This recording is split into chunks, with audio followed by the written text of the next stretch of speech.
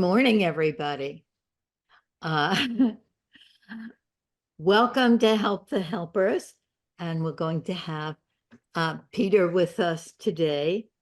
And Peter, this is the very day that Peter fled Russia 2 years ago. And so it's a special day, and we're going to commemorate that day by hearing all of the discoveries that Peter has made. I think you'll find Peter's ideas very interesting and sort of extending our understanding of what Gendlin means by the body as we go along. We'll have 2 breakout rooms with a partner, so you'll have 2 different partners today. Okay, we're ready to go. Okay. So maybe anything else that you want to say about yourself, Peter, is welcome. Okay, so it's indeed 2 years ago that I fled Russia just overnight with a small backpack, and this presentation is indeed, as you said, Lynn, it is containing some ideas that I worked on while being here in Almaty, Kazakhstan, for those 2 years, and I was practicing them, and I was teaching them to others.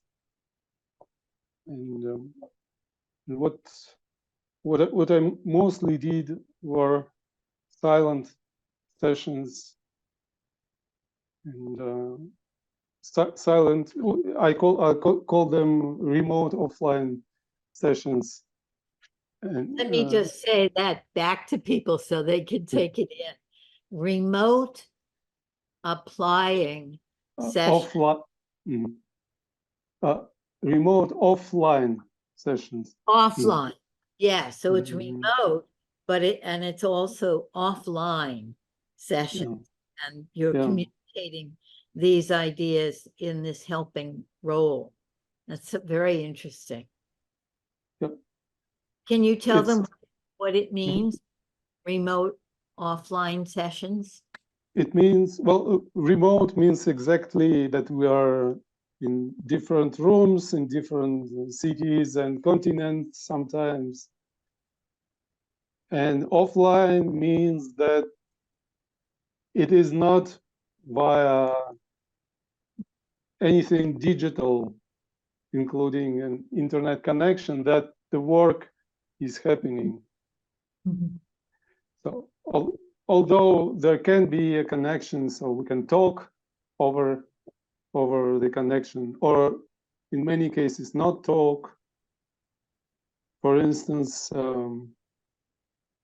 I was working with people in Ukraine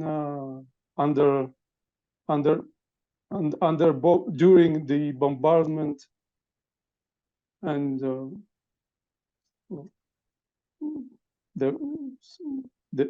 as they were hiding in a bathroom, for instance, and so, and or I worked with children